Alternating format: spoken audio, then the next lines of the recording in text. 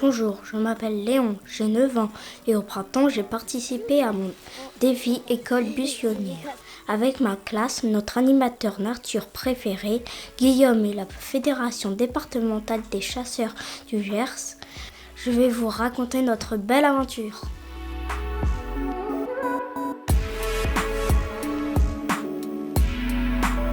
D'abord, on est parti dans la nature pour découvrir les paysages et récolter des éléments naturels comme des feuilles, des branches, des fruits secs ou de la terre. Avec tout ça, chacun d'entre nous pourra reconstituer une petite haie.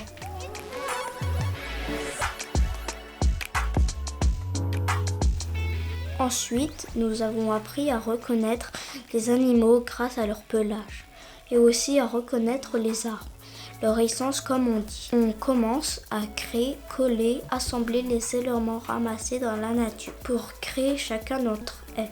Pour moi, je retiens déjà qu'une haie, c'est une suite d'arbres ou de buissons.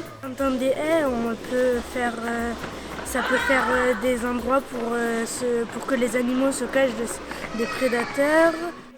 On a ensuite présenté nos créations à nos camarades afin de leur expliquer avec nos mots ce qu'on a appris et l'intérêt des haies pour bien grandir. Et voici notre belle œuvre de land art. Nous sommes acteurs de la biodiversité. Ensuite, nous avons créé une immense maquette qui représente différents éléments d'un paysage. La maquette, on crée des paysages du Gers.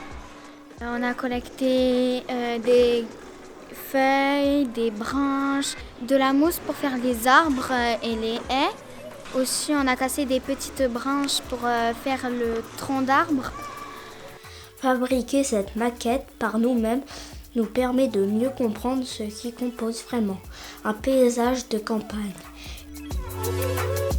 Pour finir, en route pour la plantation.